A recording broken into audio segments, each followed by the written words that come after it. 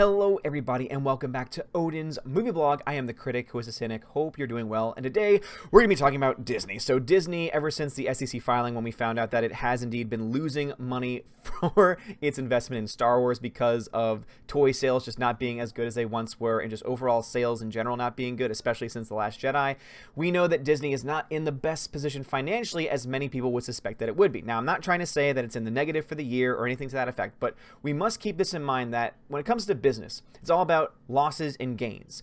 And even though the gains might be very good and may very well overshadow the losses that Disney has faced, we still cannot ignore, one, the losses themselves, but two, where those losses are coming from. And this SEC filing, we're finding out more and more information about every single day because we already know that they're losing money in Star Wars. We already know that they're losing money, that they're not selling the merchandise, that they're really not selling the products that much and that well, which makes a lot of sense, especially since a lot of this is from The Last Jedi, and especially since it comes to the fact that the fandom has been split and has just been in a very bad position ever since, one, The Last Jedi came out, but two, the reaction that Lucasfilm and Lucasfilm employees and representatives have had against the fandom, and also, of course, the mainstream media, the shill Disney media as well, has just been, going after the fans every single time that they, every single opportunity that they have, calling them racist, sexist, man babies, any name that you can think of, they've been calling us. In fact, Russian bots is also another one that, of course, now that one seems to be falling by the wayside as well, when in reality, we are the ones that are trying to stick to the actual facts themselves. We know how we felt at The Last Jedi.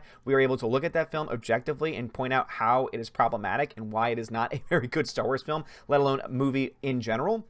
But we're also able to look at this SEC filing and see that they're losing money in Star Wars. Well, this also has come out over the last couple of days as well, that Disney has already lost $1 billion on streaming behind Hulu BAMTech investments. So the company is already at a loss for streaming because people forget this, that they own a controlling stake in Hulu and they're already in the negative. Now, this is not very good news, especially since they are about to announce, not only just announce, but officially put out their own streaming service. If a streaming service that they own control stock in is not doing well, is in a negative law, is losing $1 billion, doesn't really bode well for this upcoming Disney Plus service either. It really does seem to indicate that maybe things aren't nearly going to be as good as they think that it could be. Take into account that Star Wars is not doing well at this point. The last Star Wars film that came out lost $200 million. Yes, lost $200 million. They're in the hole for $200 million for Solo: A Star Wars Story. They're not in a good position, at least at this point, going ahead to Episode 9, because not only because of Rian Johnson and how the media has just gone after the fan base and how they can't take a negative reaction to anything, but also add to that the fact that we had the Star Wars Theory situation. Now, of course, according to Star Wars Theory, they stepped in, they stepped up, and they had the claim that was put against his Vader fan film away. But the fact that the situation happened, even though they stepped in, is still not going to lead them or leave them in a very good position or a positive position in the eyes of fans.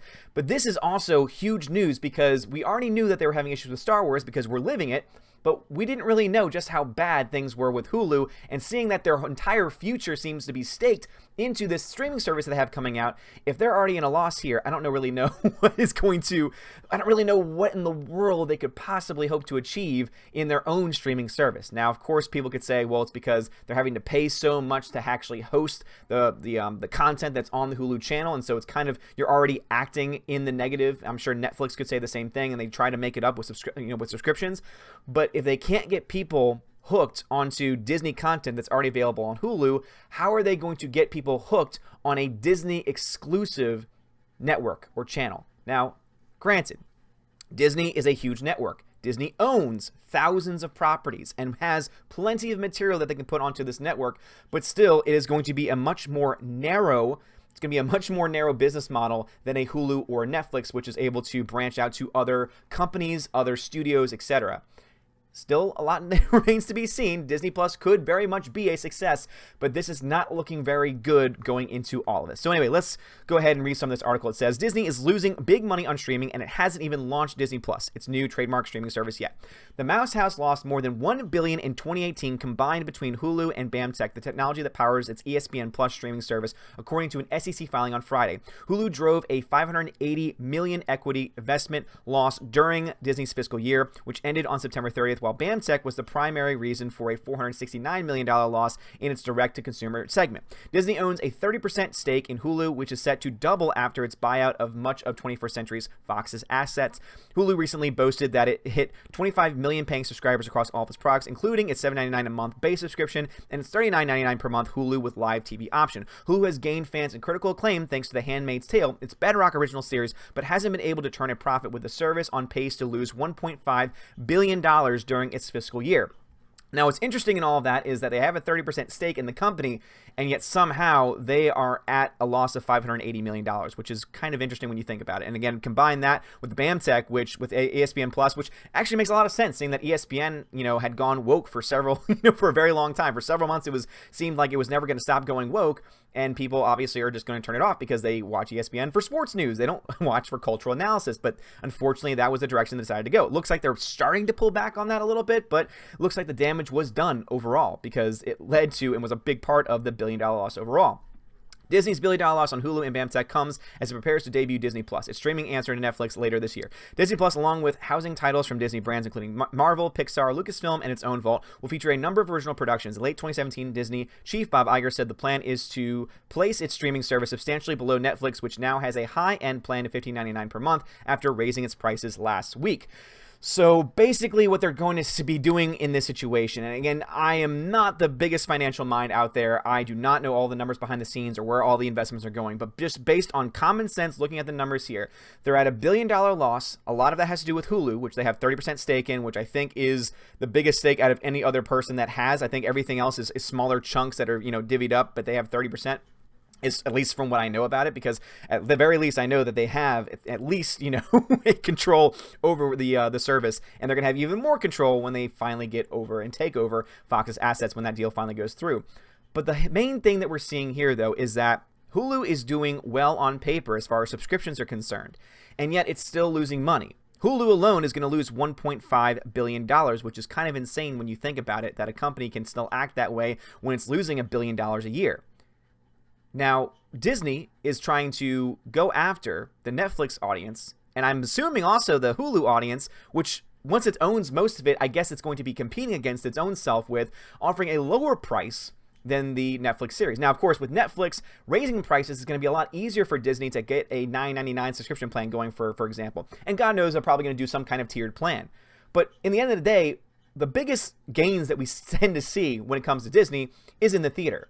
I mean, streaming is obviously going to be somewhat of a loss, and even if there is a gain, probably not going to be that financially stable or that financially successful, especially since they're having to, put the content out in their first place. Now, Disney is going to be in a better position because it's putting out its own content, so it does not have to pay other studios or other companies to rent certain services like Netflix does. That being said, we're still seeing a very precarious situation, because if even in this situation of owning 30% in Hulu and everything else seemed to be going well with Hulu, they're still at a loss. It makes you kind of wonder, is there really any money to be had? Which means you really need to look to the box office to understand where it's going to get most of its money from. It's no doubt in our minds that Marvel is going to be its biggest moneymaker coming in 2019. Not only do you have Endgame coming out, but you also have Captain Marvel. Now, again, do I think Captain Marvel is going to do well as Endgame? Hell no, not even close. And I think a lot of people, when they come down to it, would say, no one's saying that. No one would ever in their right mind say that it's going to do as well as Endgame. But we still need to look to these numbers, because if Captain Marvel is not able to bring in a sizable amount, it might not be able to pay itself off, especially since not only is it coming out a month before Endgame, not only is at some point it going to be having to essentially compete with DC Shazam, which just released another trailer, and it looks awesome. It looks like so much fun, and will definitely be a better alternative, I think, for a lot of people than going to see Captain Marvel, which doesn't really have that same sense of fun, because Brie Larson just has not shown that she has that charisma to be a leading heroine. With all that being said, though, Endgame is going to be kind of the biggest thing.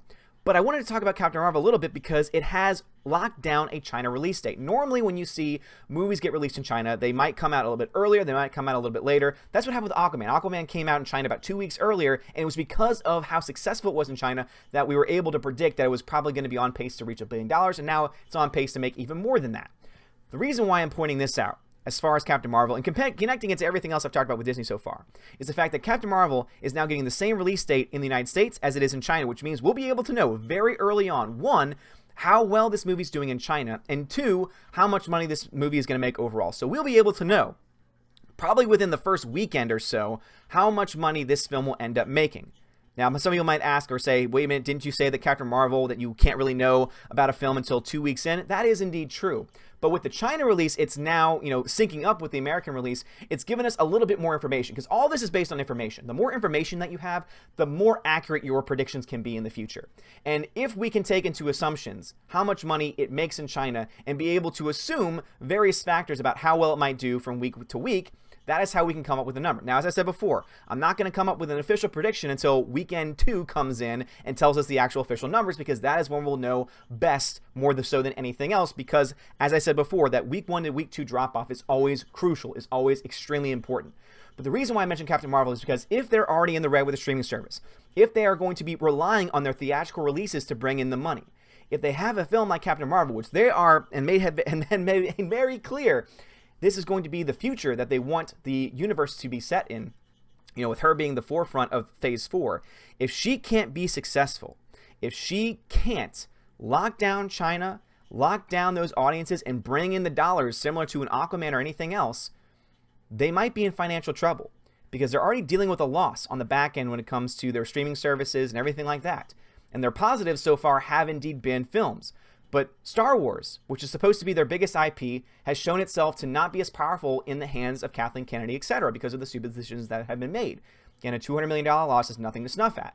Add on top of that the $1 billion loss coming in from Hulu and their other streaming services when they're just about to announce and finally release their own official streaming service, makes you kind of concerned.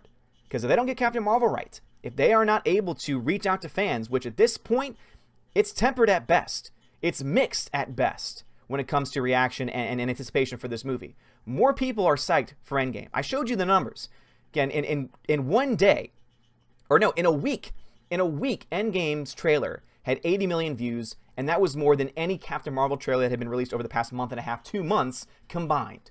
And that should tell you all that you need to know about the excitement and where it is. So Captain Marvel might make money, but if it doesn't make enough, it could spell serious trouble for them in the future, because if they're not able to consistently put out content that makes money, and this might indicate that they're going in a certain direction that could lead to further loss or lead to further breaking evens in the future when it comes to Marvel content, when Star Wars is already kind of in a ditch, could spell some trouble. But anyway, guys, this is just me, spitting around, looking at the numbers. I think that's just the $1 billion loss. It's just very insane that they're at, this point where they're losing $1 billion in streaming, and their own streaming service hasn't even come out yet. Now, they will be able to offset some of this loss because, as I said before, they're not having to make contracts or deals with other companies in order to put their various movies out, since it's going to be all movies that they own, and Disney's been around for a very long time. Disney has its hands in a lot of pots, especially with the acquisition of Fox, going to be confirmed very shortly, we assume.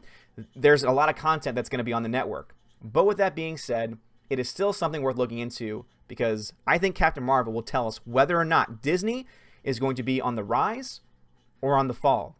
It's going to tell us a lot about the future of the MCU and also the future of Star Wars as well. So I'd love to hear your thoughts on this in the comments below. If you like this video, smash that like button, give me a thumbs up, give me a subscribe.